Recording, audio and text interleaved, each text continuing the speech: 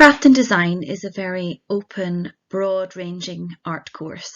It allows students to learn about and to experiment with a range of techniques and materials. So, for example, they would learn drawing and painting techniques. They have the opportunity to do printmaking. They could learn about graphics and use computer-based artwork. Students might have the opportunity to go into textile design, so they could do some dyeing of fabrics, they could do some stitching and experimenting with embellishment and pattern work on textiles, for example. They could also go into three-dimensional design, so it could be sculpture using maybe some cardboard construction, could be things like mod rock and experimental 3D pieces. And they could also have the opportunity to use photography, and that then would go into photo editing or drawing and making artwork from your photography, including collage.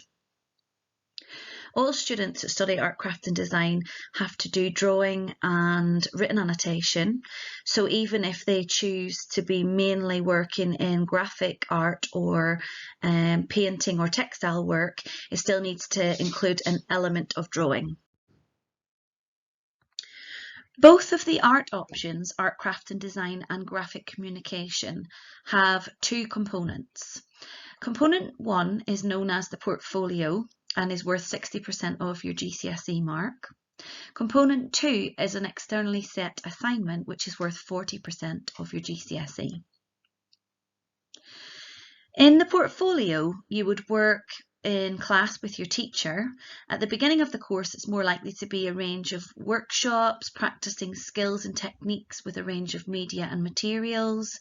You'd be gathering the artwork that you create at that time, and some of that may be used for the second part of your portfolio, which is known as a selection of further work. So you would choose your strongest work from those gallery visits and workshops that you might be likely to do over the course of your GCSE. Once you've had that essential skills and built up some knowledge with techniques and materials, then you would be introduced to your sustained project. For the sustained project, your art teacher would give you a starting point or a theme. You would then go off and research it and come up with your own ideas and your own subject matter based on the theme or the starting point that you've been given.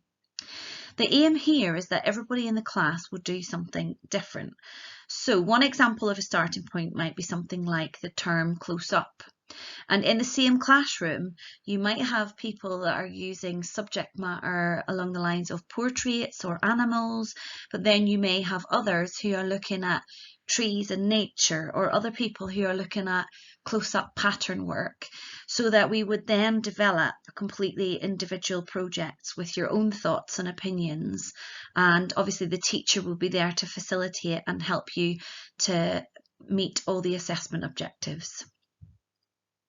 In component 2, the teacher's not in control of the starting point. That would come from the exam paper.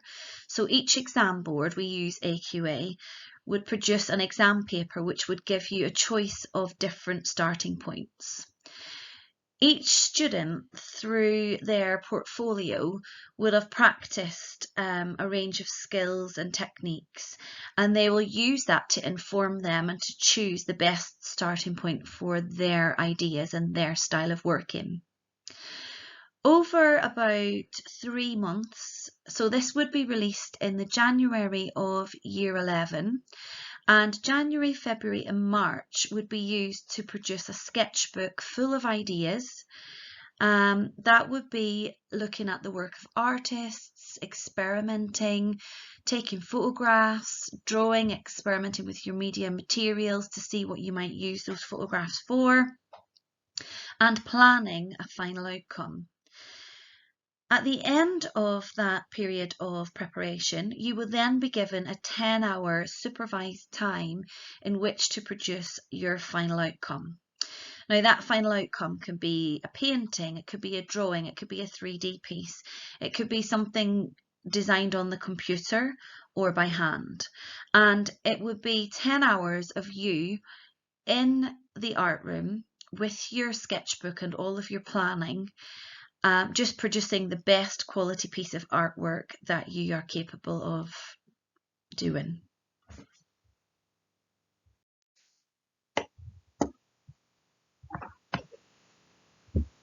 We often find that students are enjoying their art and they would like to use it in some way to form their future career, but they're unsure about the potential jobs and careers that are available to them. So I've gathered together a range of statistics and career options that could help you to make an informed decision. So I've looked at some of the information from the Creative Industries website, where we can see that there are 1 in 11 jobs in the UK is something related to the creative industry. And we can see that in between 2010 to 2018, this was a massive growth sector in the UK economy. I also have a list of potential jobs. So where students are thinking, right, but what can you do with it? They may think of the obvious things like being an art teacher because they can see that others have done that. But there are also other opportunities where you're just maybe not aware of those careers at a young age. So within the areas of fashion and textiles, you might be someone who's actually a fashion designer, or you may be involved in costume design, but there are other elements where you could be someone who works in branding for a fashion label, for example. You could be someone who is an illustrator who illustrates for books. I'm sure lots of the stories that you've read in your childhood had drawings and illustrations in them, and obviously that's someone's job to create those images. You might be a painter or an artist one day, or have your own small business related to your art and craft design skills, but it could be that you're a photographer. Now think of every photographer that you've seen in your lifetime. So things like people who take photographs at weddings, people who come into school to take photographs, but there are many more. So imagine every book that you've ever seen a photograph in, and every magazine, whether it's wildlife or landscape photography, there are people who have that as their career. Graphic design is obviously an area where there are many careers, many jobs. So things like website design, game designing in recent years has become a large part of the sector. We've got graphic designers who design for local businesses. You could have your own small business designing branding and logos for businesses, but there are many more. So if you look into the detail of this on the left hand side of the slide, you'll see many other options.